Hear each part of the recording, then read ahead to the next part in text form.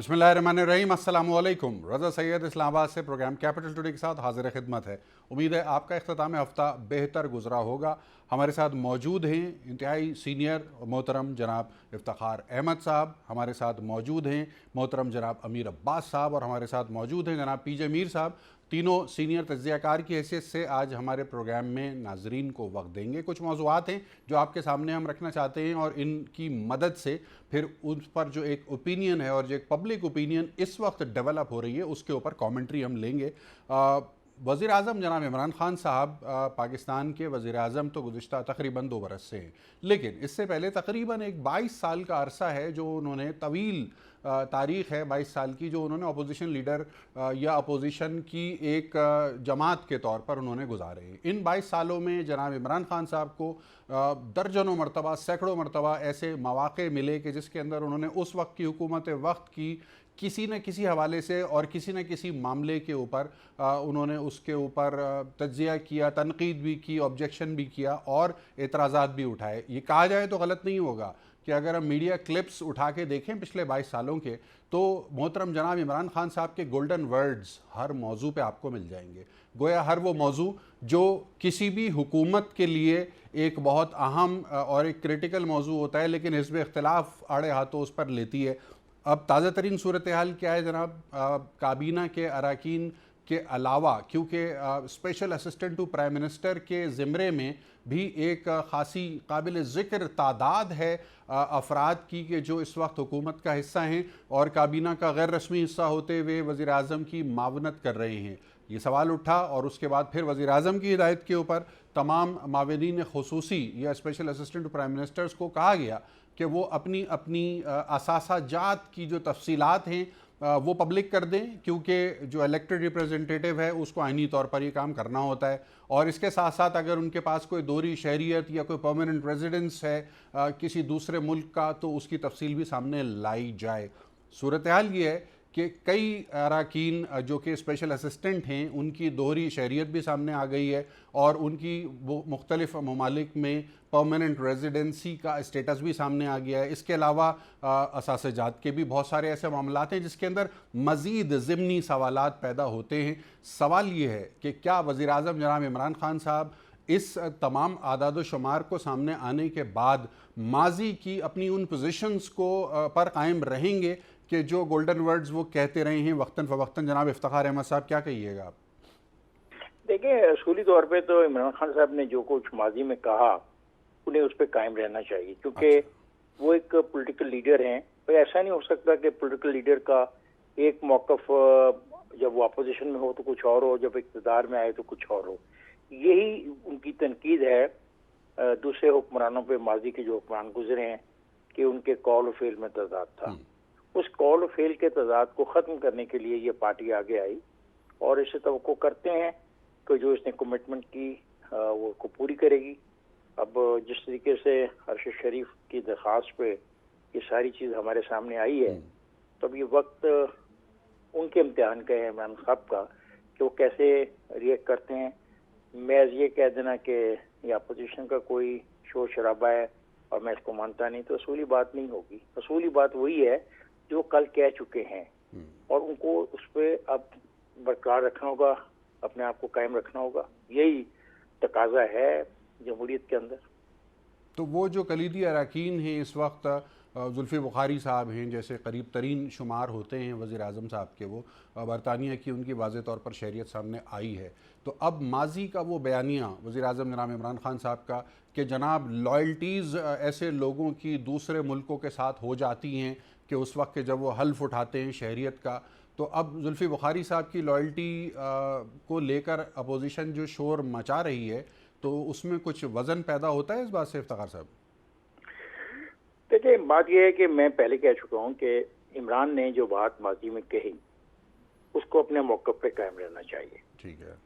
जहाँ तक रहा जुल्फ़ी बुखारी का, जुल्फ़ी बुखारी बाई बर्थ वहाँ के हैं, बरतानिया के। अब मसला है कि हमारे पाकिस्तान के आइन के आर्टिकल 5 में जो वफादारी का एक कॉन्सेप्ट है रियासत के साथ, वो इनवायबल हमारी जिम्मेदारी या रिस्पॉन्सिबिलिटी बनती है। अगर हमारे आइन में हमसे मांगा गया है कि हम अपने आइन के तहफ़्फ़ुज़ के लिए एक आर्टिकल के तहत पाबंद हैं, तो डेफिनेटली जहाँ वो पैदा हुए वहाँ के जो आइन या कवानीन या जो ज़वाबत हैं उसमें भी तो उनसे कुछ चीज़ मांगी गई होगी ना, लॉयल्टी विद द स्टेट से। ये तो नहीं है कि उनकी लॉयल्टी विद द स्टेट नहीं होगी। एक दूसरी बात ये है कि मैं ये जो इतने सारे लोग ये रखे गए हैं एज ए स्पेशलिस्ट, जो स्पेशलिस्ट प्राइम मिनिस्टर 14 के करीब ये हैं। अब समझ नहीं आती कि ये 14 ये हैं, फिर एडवाइजर्स हैं, फिर मिनिस्टर्स हैं, ये क्या है? और फिर ये 14 लोग जो हैं ये कैसे उन कागजात तक रसाई हासिल कर सकते हैं जो कॉन्फिडेंशियल हैं, जो सीक्रेट हैं? क्योंकि कॉन्फिडेंशियल और सीक्रेट का जो इशू है इसको रिजॉल्व किया है आइन के अंदर हलफ के जरिए। जिस तरह प्राइम मिनिस्टर का हलफ है, प्रेसिडेंट साहब का हलफ है, जजेस का हलफ है, एमपी का हलफ है, एमएनए का हलफ है। प्राइम मिनिस्टर के हलफ में ये लिखा हुआ है कि जो कुछ चीजें उनके सामने ज़ेरे बहस आएंगी, जो उनके नजर से गुजरेंगी, वो उनकी जात की हद तक महदूद रहेंगी, उसको शेयर नहीं करते फिरेंगे वो।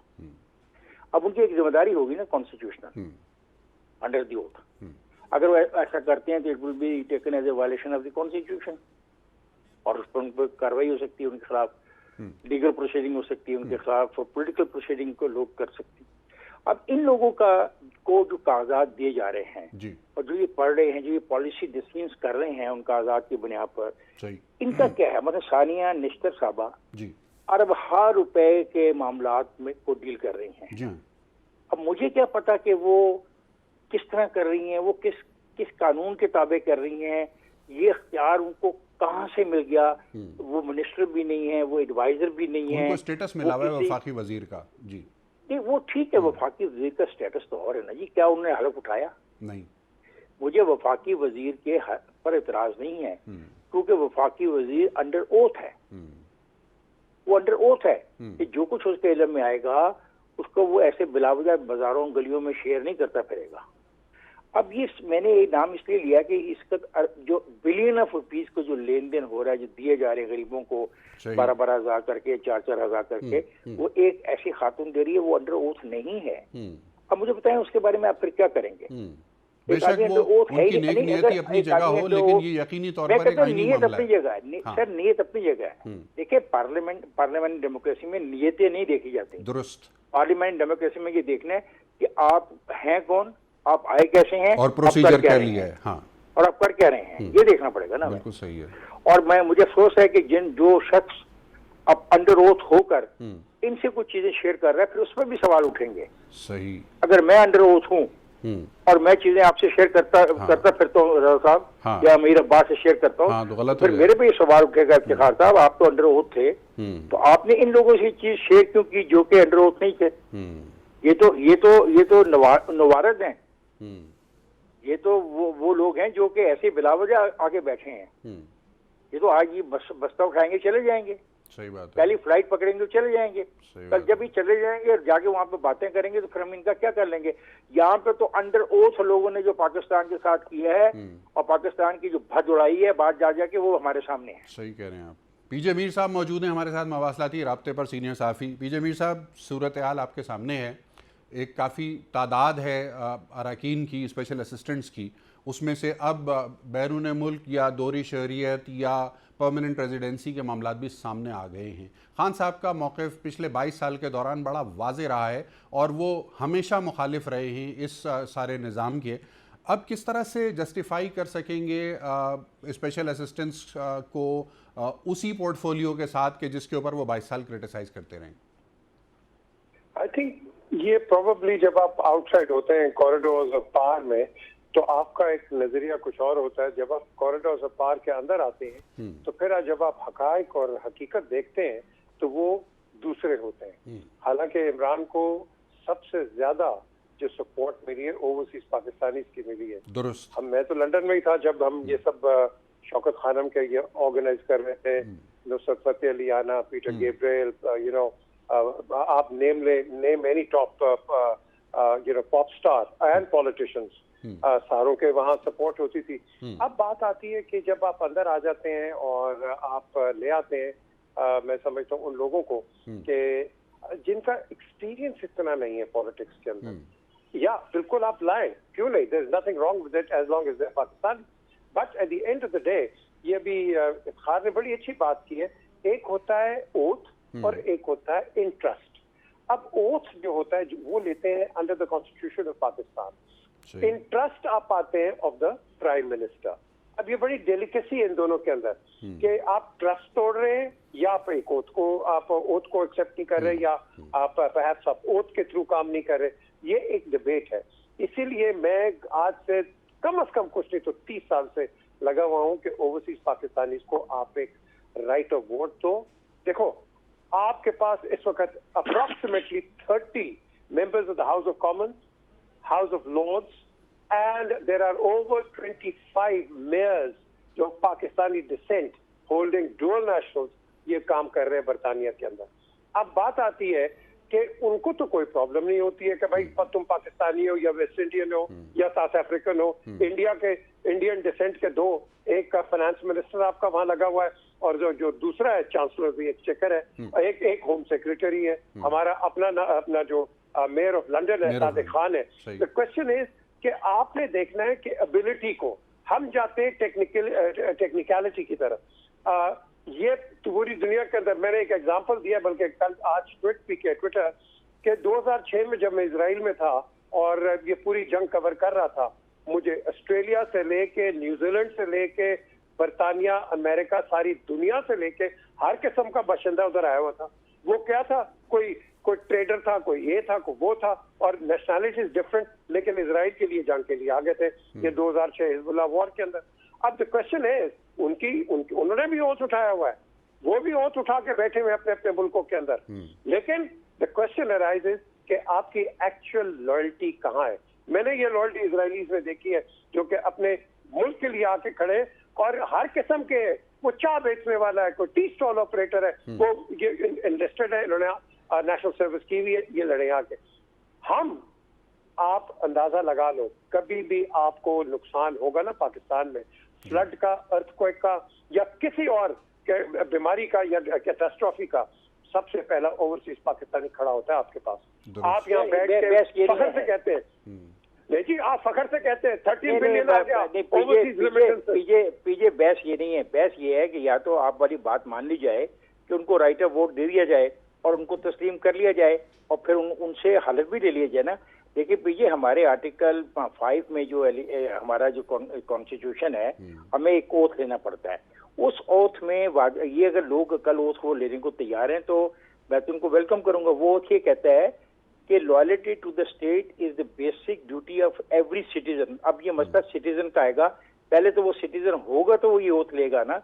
Obedience to the constitution and law is the inviolable obligation of every citizen wherever he may be and of every other person for the time being within Pakistan। मुझे कोई इतराज नहीं है, ये आए अपना पाकिस्तान के ये नेशनलिटी ले और फिर ये ठीक है, फिर ये डिबेट और है। मुझे बताया जा रहा है गुफ्तगू के सिलसिले को हम जारी रख सकेंगे एक मुख्तसर वक्फे के बाद।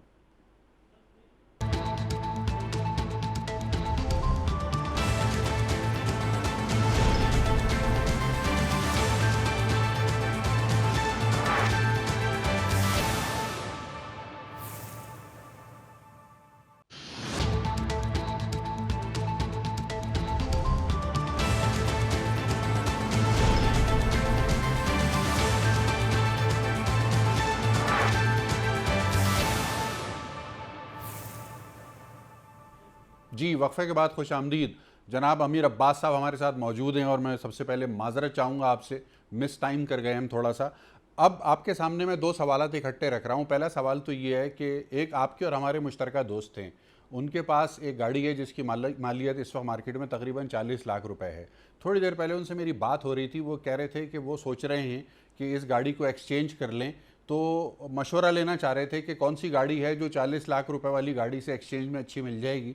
तो मैंने ट्विटर पे देखा, वहाँ कई इश्तिहार मुझे नज़र आए, तो मालूम ये हो रहा है कि ZX नामी कोई गाड़ी है जो शायद इससे भी कम पैसों में दस्तयाब है। अमीर अब्बास साहब क्या कहेंगे इस पे? इस्लामाबाद में शायद वो दस्तयाब हो सकती है उनको। अच्छा, ये दोस्त भी इस्लामाबाद से ही ताल्लुक़ रखते हैं मुश्तरका, जिनका मैंने नाम लिए बगैर जिनके जी अच्छा वो जिनके पास है वो भी तो शायद आपके दोस्त होंगे ना। जी बिल्कुल कहा जा सकता है। अच्छा अब चलें आगे चलते हैं। सवाल ये है कि पाकिस्तान पीपल्स पार्टी काफ़ी दिनों से एफर्ट्स कर रही है ऑल पार्टीज कॉन्फ्रेंस का फोरम बुलाने की। नून लीग का थोड़ा सा पसोपेश वाला रवैया नज़र आया, लेकिन बहरहाल आज बिलाखिर ये तय हो गया कि ईद उल अज़हा के बाद ऑल पार्टीज कॉन्फ्रेंस होगी और उसमें क्या नुकात डिस्कस किए जाएंगे उसके बारे में भी तयन किया गया और फिर लाहौर में प्रेस कॉन्फ्रेंस हो गई। सवाल मेरा आपसे ये है कि पीपल्स पार्टी ज़्यादा एग्रेसिव क्यों है और नून लीग किन वजूहात की बिना पे बज़ाहिर थोड़ी सी कोल्ड शोल्डर की हामिल नज़र आ रही है ऑल पार्टीज कॉन्फ्रेंस को लेकर? अगर आप इजाजत दें तो जो पहले ब्रेक से पहले आप डिस्कस कर रहे थे, मैं उस पर दो जुमले कह दूं। जरूर। देखें, इसमें कोई शक नहीं कि जो ओवरसीज पाकिस्तानीज हैं, जो डुबल नेशनल्स हैं, यानी ऐसे पाकिस्तानी जिनके पास पाकिस्तानी शहरियत भी है और दूसरे मुल्कों की भी, वो बहुत काबिल हैं। उनको पाकिस्तान की तरक्की के सफर में हिस्सा डालना चाहिए, कंट्रीब्यूट करना चाहिए। उनके लिए बहुत से मौके हो सकते हैं, बहुत से ओहदे हो सकते हैं, बहुत से महकमे हो सकते हैं, बहुत सी पोजीशंस हो सकती हैं जहां आके वो काम कर सकते हैं। लेकिन कैबिनेट एक बहुत हसास जगह है। आप कैबिनेट का दरवाजा नहीं खोल सकते हर उस शख्स के लिए कि जिसके पास दोहरी शहरियत हो। चंद मिसालें अगर मैं आपके और आपके देखने वालों के सामने रखूं, जब दुनिया में इस किस्म का कोई स्कैंडल सामने आता है तो कैसे रिएक्ट किया जाता है।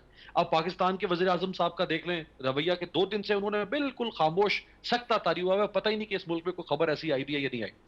टेड क्रूज एक अमेरिका का बहुत बड़ा और नामवर सेनेटर और ट्रंप का बड़ा सख्त मुकाबिल वो। टेड क्रूज कनाडा में अलाबामा में पैदा हुआ और अल्बर्टा में, और उसके पास नेशनैलिटी उसको मिल गई कनाडा की, लेकिन उसकी माँ जो है वो उस वक्त अमेरिकन नेशनल थी, तो उसको माँ की तरफ से अमेरिकन नेशनलिटी भी मिल गई।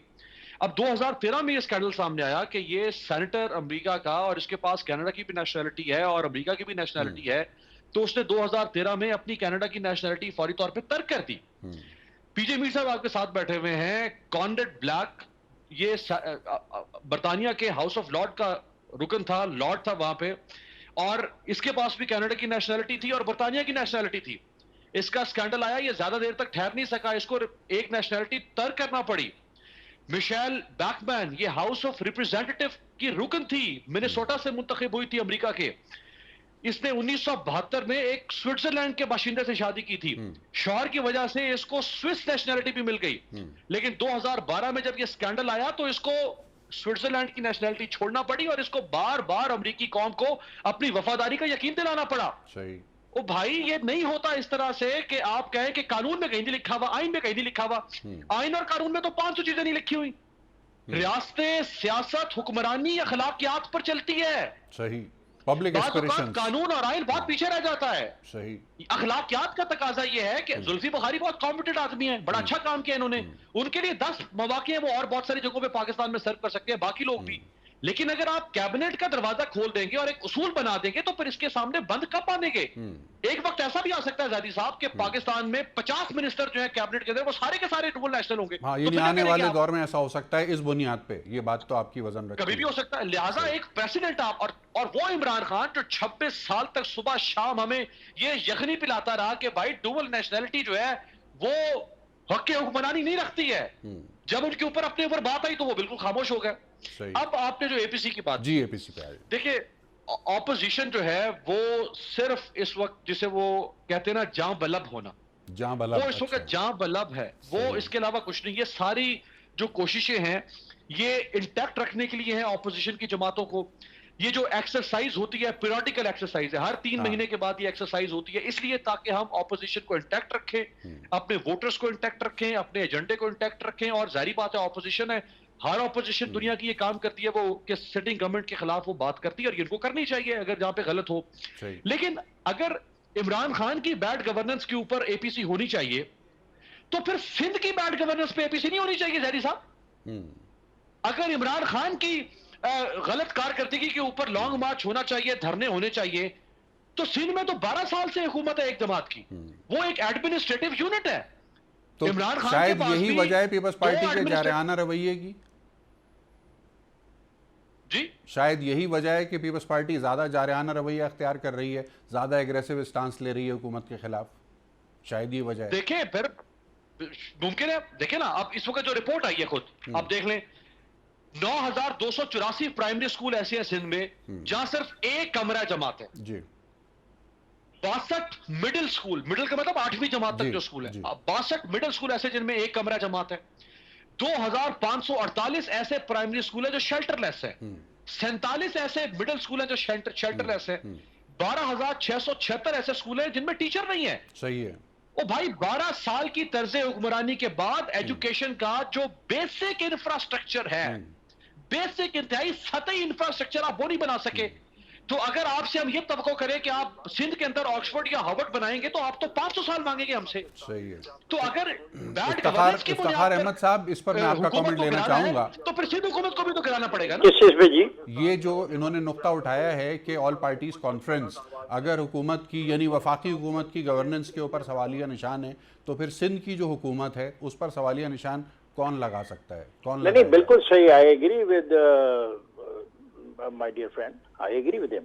देखिए, बात है कि क्या हम जमहूरियत के हामी हैं? अगर हम जमहूरियत के हामी हैं तो जमहूरियत का इशू खा वफाक के हवाले से हो, खा सूबों के हवाले से हो, तो हमें उस पर बात करनी होगी। अगर हम गवर्नेंस बेहतरी के हामी हैं और हम चाहते हैं अच्छी गवर्नेंस हो, तो गवर्नेंस सिर्फ वफाक के हवाले से नहीं बात की जाएगी, गवर्नेंस की बात तो सूबों के हवाले से भी की जाएगी। और मैं अमीर अब्बास से इत्तफाक करता हूँ, जैसे सिंध के बारे में इन्होंने स्कूलों के बारे में और एजुकेशन सिस्टम के बारे में जिन कबाहतों का ऐलान किया है और पेश किए हैं, बिल्कुल सही है। हमारे अपने शहर लाहौर में, जिसको इतना अहम शहर समझा जाता है, एक स्टडी की थी पिछले दौर में, तो यहाँ पे ऐसे प्राइमरी स्कूल हैं जिनमें बेसिक फैसिलिटीज नहीं है, लाहौर शहर में। तो ये बड़ी अच्छी बात है। असल में तो इशू यही है ना, अगर इशू बेस्ड पॉलिटिक्स करनी है तो फिर इन्हीं चीजों पर एपीसी होनी चाहिए, इन हवालों से एपीसी होनी चाहिए।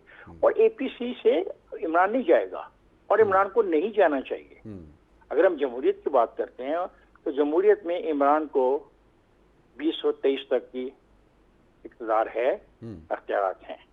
अब वो नाकामियां उसकी क्या हैं, उस पर हम बात कर सकते हैं। सही है। और उस पर बात करने के लिए अगर एपीसी बुलाई जाती है तो मैं उस एपीसी की हमायत करूंगा। अगर एपीसी इसलिए बुलाई जाती है कि उनको इमरान का चेहरा पसंद नहीं, या इमरान की गुफ्तगू पसंद नहीं, या इमरान के कुछ जो दोस्त हैं जो ऐसी बातें करते हैं जो गैर मुनासिब, वो पसंद नहीं, मैं इसलिए उनके साथ नहीं जा सकता। सही। जब वो बात करेंगे गवर्नेंस के हवाले से, तो then it is whether it's a governance of Sindh और केपीके और बलूचिस्तान और पंजाब, ये ज़ेरे बहस आनी चाहिए। अगर हमने आगे जाना है, 70 साल हो गए हैं, हम अपनी गली और मोहल्ले को दुरुस्त नहीं कर सके।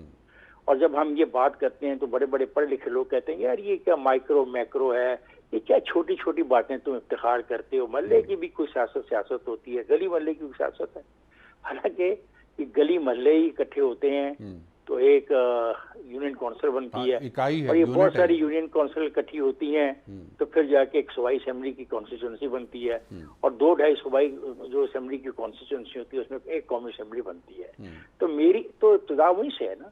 तो अगर यहाँ पे गवर्नेंस नहीं है और किसी भी सूबे में नहीं है, तो we have a right to ask the APC people कि माय डियर एपीसी वालों, ये है इश्यूज। सही है, इन इश्यूज पे बात करो। पीर जमीर साहब, यही सवाल जो अमीर अब्बास ने उठाया है, इसलिए आपके सामने रख रहा हूं कि अगर एपीसी का ऑब्जेक्टिव गवर्नेंस पे बात करना है तो भाई सिंध की गवर्नेंस पे भी बात होगी एपीसी में या नहीं होगी? बिल्कुल होनी चाहिए। इफ्तिखार बात कर रहे हैं, अगर तो आप एपीसी बुला रहे हैं जो कि आप गवर्नमेंट में होते तो इकट्ठे नहीं बैठ सकते, तो बाहर because you are out of the corridors of power, तो आप एपीसी बुला लेते हैं। फिर आपकी पहले बनती नहीं थी, फिर आप एपीडीएम कर लेते हैं, फिर सीओडी कर लेते हैं, फिर एआरडी आती है, एमआरडी आती है। ये ये जो आप हमारे मुल्क के अंदर यही वजह है कि आपकी जो पॉलिटिक्स है और आपकी जो कंसिस्टेंसी है वो नहीं रहती और नहीं बनती, क्योंकि आप यहीं बैठ जाते हैं, एक थ्रेट पॉइंट बन जाते हैं rather than an advisory point in the sense कि you are a sitting, you are a government in opposition, और कल you would be the government. आप इस तरह के काम नहीं करते हो। You are in a rush, you want to come along, degrade the person, get into power, get degraded, get out and then get degraded. ये आपका एक साइकिल है। इस साइकिल को आपने देखना है रादर देन एपीसी, एबीसी और पीपीसी। छोड़ दें इनको, दे डोंट रियली मैटर। इसके अंदर आपने देख लिया मौलाना फजलुर रहमान, बड़ा मैं ये कर दूंगा वो कर दूंगा, कौन आया था साथ? ये सारे एक आप कह लो टेम्परामेंटल इश्यूज हैं। इनसे आपने बाहर निकलना है। जो हम बात कर रहे हैं, लोगों की फलाह और बहबूद की बात कर रहे हैं, उसकी आप बात नहीं कर रहे। आप क्या कर रहे हैं? आज असेंबली में देख लो, आज ख्वाजा आसिफ बोले, ऐसी स्पीच की, उधर से प्रोवोकेटिव स्पीच आ गई, इधर से प्रोवोकेटिव आई, उधर से दोबारा provocative.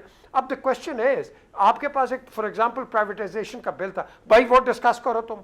Now you're going forward and backward, references, and yet you missed the moment and you wasted public time in the National Assembly. So basically यही आपका बाहर का मंजर है, यही आप बाहर एपीसी के मनाजर देखते हो, हम धरना ये कर देंगे, ये जुलूस निकाल, वो टाइम खत्म हो गया है। इस पेंडेमिक ने आपको बहुत पीछे ले गए, particularly a country like ours, जहां आप टैक्स ही नहीं देना चाहते, आपका टैक्स सिस्टम ही ब्रॉड बेस्ड नहीं है, तो आप कहां से पैसे लेके आओगे मुझे बताओ। तो यही मैं हमेशा बार बार कहता हूं, आप संजीदगी से जो आपके एक्चुअल जेन्युइन इश्यूज हैं, आप इनको रिजॉल्व करो और इनको रेक्टिफाई करो। आज रेक्टिफाई करोगे, कल यू डोंट नो कि who's in power, they might be benefiting from it. इस पे एपीसी होनी चाहिए ना, कम से कम 10 नुकात होने चाहिए एपीसी के लिए, 10 पॉइंट्स। जिस तरह एक जमाने में इस मुल्क के अंदर एक फैसला इन दोनों पार्टियों ने किया था, चार्टर ऑफ डेमोक्रेसी में जो चीजें नामुकम्मल रह गई, जिसपे इन्होंने अमल दरामद नहीं किया है, तो उसको शामिल करें ना एपीसी में। और दूसरी बात है, जो हमारा एक बड़ा इंपॉर्टेंट इशू है, वो हमने नेशनल एक एजेंडा बनाया था अपने मुल्क के लिए, 20 नुकात थी, उसमें जो नुकात कम रह गए हैं, हमें उस पर भी अमल करना चाहिए। और फिर इक्तिसादी मामलात पे हमें बहुत संजीदगी के साथ बात करनी चाहिए कि कोई हुकूमत आए। इफ्तिखार अहमद साहब, हमें बताया जा रहा है गुफ्तगू के सिलसिले को हम आगे बढ़ाएंगे एक मुख्तसर वक्फे के बाद।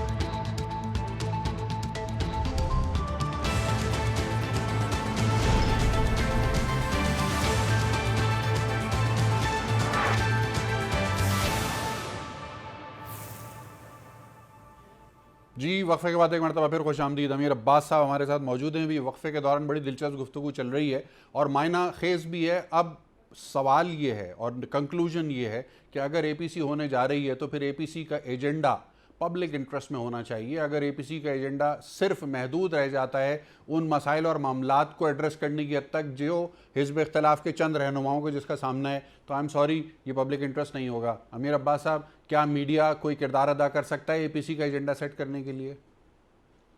देखिए, मैं उस तरफ आता हूँ, लेकिन आप मुझे एक बात की इजाजत है। ब्रेक से पहले बड़ी अहम बात और जबरदस्त बात की इफ्तिखार अहमद साहब ने कि आप अपने शहरों को डेवलप नहीं कर सके हैं। आपके मुल्क में कोई अर्बन डेवलपमेंट सेंस नहीं है, आपके मुल्क में रूरल डेवलपमेंट सेंस नहीं है, आपके मुल्क में शहर बम बनते चले जा रहे हैं। आपके ये एजेंडा होने चाहिए थे आपकी ऑपोजिशन जमातों का, लेकिन क्या एजेंडा है इनका? एजेंडा इनको डिस्टेबलाइज करना। कल इमरान खान बाहर थे, वो इनको डिस्टेबलाइज कर रहे थे, तो इन्होंने तो एक दूसरे के साथ खिलाफवारियां लगा ली हैं, एक दूसरे को टिकने नहीं देना इन्होंने। अब कराची की मैं बात कर रहा था, एक बात मैं ऐड कर दूं। अभी आपने 4-5 दिन से आप देख रहे हैं कराची में जो बारिश के हालात है, आप देख लें दुनिया के वो मुल्क रजा साहब के जहां पे बहुत ज्यादा बारिशें होती है, या वो शहर पेंसाकोला अमरीकी रियासत फ्लोरिडा का शहर है, एनुअल रेनफॉल 65 इंच साल में बारिश होती है। क्या पेंसाकोला जो है वो कराची की तरह छप्पड़ बन जाता है? अमरीकी रियासत लुइसियाना का शहर है लफायत, 62 इंच सालाना बारिश होती है। कराची में तो 8, 10, 15 इंच होती होगी। क्या वो कराची की तरह छप्पड़ बन जाता है? ये बैठे में आपके साथ मीर साहब बर्तानिया से वाकिफ है, कार्डिफ बर्तानिया के जो हाईएस्ट रेनफॉल सिटीज है उनमें शामिल है। क्या कार्डिफ छप्पड़ बन जाता है? भाई क्या कर रहे हैं आप लोग? क्यों आप बेड़ा गर्क करना चाहते हैं इस मुल्क का अपनी सियासत के लिए, दुकानें चमकाने के लिए? इश्यूज के ऊपर आए, इश्यूज पर कभी एपीसी हुई नहीं पाकिस्तान में। इमरान खान की गर्दन पर नाखून रखे इश्यूज के ऊपर, करें नेम एंड शेम। आपका काम है, ऑपोजिशन है। 25% इजाफा हुआ है अद्वियात के अंदर 2 सालों में इमरान खान की हुकूमत में। करें ना इसके ऊपर सियासत, क्यों नहीं करते? 90 रुपए चीनी बिक रही है, क्यों नहीं करते इसके ऊपर? भाई आपका काम ये है, आप वॉच डॉग हैं, आप मुतबादिल पॉलिसीज लेकर आए, आप शैडो गवर्नमेंट बनाएं ताकि लोग आपसे मुतासर होकर 2023 में इमरान खान को निकाल दें, आपको ले आए। आपने तो सिर्फ एक इलेक्टेड है, इसके अलावा कोई गर्दान आपको नहीं आती है। ये है सियासत के उसूल, इसके ऊपर सियासत होगी। कराची के अंदर, आप सिंध के अंदर ट्रैवल करके देख लें, देखिए नून लीग तो इस वक्त इक़्तिदार से बाहर है, इसलिए नून लीग अगर ऑपोजिशन करती है तो समझ में आती है कि उसका कोई स्टेक नहीं है किसी गवर्नमेंट के सही है। अंदर। वो ये कह सकती है कि भाई मैं तो जवाब दे रही हूं आवाम को, मेरे पास तो हुकूमत नहीं है, ना लोकल गवर्नमेंट हुकूमत है, ना कोई प्रोविंशियल। ठीक है, थोड़ा ऑडियो चैलेंज आ गया है हमारे साथ। इफ्तिखार अहमद साहब, क्विकली आपकी तरफ मैं आऊंगा। बिल्कुल एपीसी का एजेंडा, बिल्कुल नहीं, अमीर अब्बास ने बिल्कुल सही कहा। देखें ये एजेंडा यही है जो अमीर अब्बास बात कर रहा है, जो मैं बात कर रहा हूँ, ये है एजेंडा, ये है एजेंडा। इस एजेंडे पे कोई बात करने को तैयार ही नहीं है। AI, BI, CI, DI 70 साल से ABCD आ रहे हैं। अब देखें ना, वो शहर भी है ना जो सतह समुद्र से नीचे हैं, क्या वहाँ पे इतनी बदतरीन फ्लडिंग होती है? यानी अगर ये शहर नीचे कुछ हिस्सा नीचे है और इनका सीवरेज का जो पानी है वो जाके हिट करके वापस आता है, तो इनको ये पहली दफा पता लगा? क्या ये जानते नहीं है? ये नहीं मैनेजमेंट जानते कि ये मैनेजमेंट कैसे चलानी है वो शहर जो समुद्र के किनारे हैं? मैंने मरहूम गुलाम मुस्तफा जतोई साहब से पूछा कि सर आप मुझे बताएं, कभी आपके ज़हन में ये बात नहीं आई थी कि पानी को उस तरीके से इस्तेमाल किया जाए समुद्र के जिस तरीके से दूसरे मुल्कों में हुआ है, उन इलाकों में जहाँ पे समुद्र के पानी को मीठा पानी बनाया गया? तो he has no answer for that. मतलब ये काम करने की जरूरत है ये कराची के लिए, और क्या काम करने की जरूरत है? यानी जिस शहर के अंदर ट्राम चलती थी, यानी खुदा का खौफ आप करें, जिस शहर के अंदर ट्राम चलती थी, आपने ट्राम की पटरियों उखाड़ के भेज दी और किसी ने उसका ये नहीं सोचा कि इसका मुतबादल क्या होगा। ये है शहर, याद रखो, शहरों को डेवलप करना, शहरों में रहने वालों को तालीम देना, उनको सहूलत देना, उनको सेहत देना, उनको अच्छी खुराक देना, ये रियासत के फराइज में शामिल। और इसमें अगर ये लड़ते हैं, APC बनाते हैं, मैं इनके साथ हूँ, I will be with them. अगर ये सड़क पे इन नारे के साथ आते हैं, अगर ये कहते हैं इमरान को चेंज कर दो, भाई इमरान को, फिर मैं तो उसको साथ हूँ 2023 तक। I oppose Imran, I oppose his wrong policies, but politically he is my prime minister till 2023 अपना 2023 तक।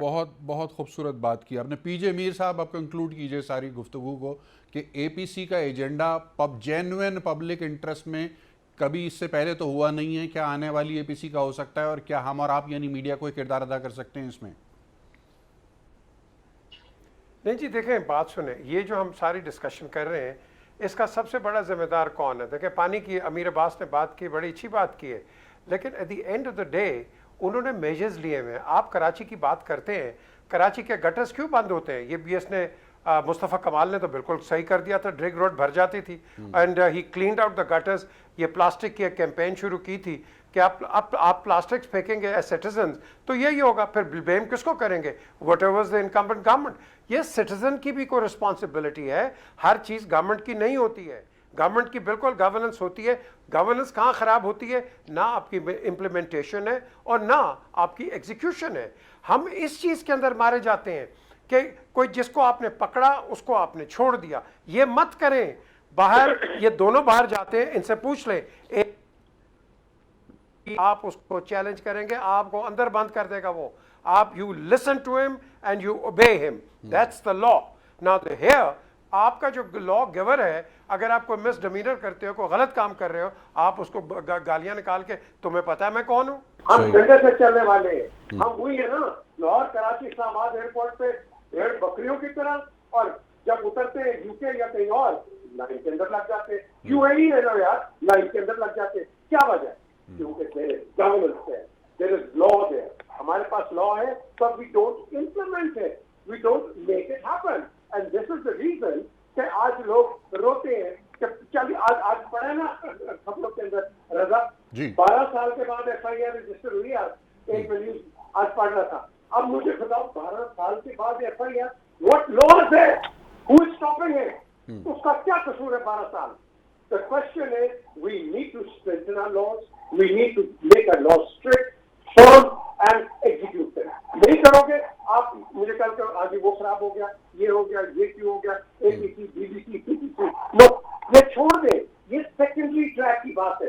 बेसिक ट्रैक ही हमारा गलत है, जो कि आपको जहां जस्टिस नहीं मिलेगी ग्रास रूट पे, आप जो मर्जी मुजाहरा कर ले, डिस्कशन कर ले, आर्ग्यूमेंट कर ले, counter argument, it won't happen. You've got to correct your basics. जो कि जब आपको ये इन दोनों को पता है, वो जंग हो रही थी, उन्होंने कहा जी कोर्ट्स काम कर रहे हैं। विंस्टन चर्चिल ने पूछा, हाँ जी, उन्होंने कहा then we'll survive. The question is, your courts they need to be giving speedy justice. Speedy justice करोगे ना तो immediately all of a sudden एक आपका social transformation आएगा, आपका एक social revolution आएगा, आपका एक social confidence आएगा. ये जब तक आप नहीं करोगे, यही मैं समझता हूँ कि futile discussions, futile conversations will continue. जी इफ्तिखार साहब आप कुछ कह रहे हैं. This is one point. PJ Mir has a very well said कि एक point तो ये है ना कि rule of law, justice, rule of law and justice, or then the implementation of that rule of law on the people, and then the respect of the people for the law. ये सारी चीजें interlink हैं. ये एक अच्छी फजा से interlink है, एक अच्छी सोसाइटी, एक माशरे से इंटरलिंक है. वो सोसाइटी और माशरा जहाँ अवाम ने बनाना है वहाँ हुक्मरानों ने. अमीर अब्बास 30 सेकंड आखिरी. देखिए, एक तो पीजे मीर साहब ने कहा कि शहरियों की जिम्मेदारी है. बिल्कुल शहरियों की जिम्मेदारी होती है, लेकिन डस्टबिन किसने रखनी है? रियासत ने रखनी है. सीवरेज सैनिटेशन किसने बनानी है? रियासत ने बनानी है. अगर डस्टबिन ना रखे रियासत, हुकूमतें ना रखे, तो क्या कूड़ा खाना शुरू करते शहरी कूड़ा खत्म करने के लिए? अगर सैनिटेशन और सीवरेज ना हो तो गंदा पानी नालियों और गटरों का लोग पीना शुरू कर दे खत्म करने के लिए. भाई रियासत ने इंफ्रास्ट्रक्चर बनाना है तो ये चीजें खत्म होगी. बिल्कुल ठीक कहा आपने कि रियासत की जिम्मेदारी है रूल ऑफ लॉ को इम्प्लीमेंट करना. रियासत की जिम्मेदारी है, सिटीजन का काम ताउन करना है और ताउन के साथ लॉ अबॉइडिंग सिटीजन के तौर पर ज़िंदगी गुजारनी है. बहुत बहुत शुक्रिया मेहमान गिरामी, कीमती वक्त दिया, खूबसूरत गुफ्तगू हुई हमारे नाजरीन के लिए. कल इंशाल्लाह आपकी खिदमत में दोबारा हाजिर होंगे. इस दौरान अपना बेहद ख्याल रखिएगा, कोविड की एहतियात जारी रखिए. जी पाकिस्तान के लिए.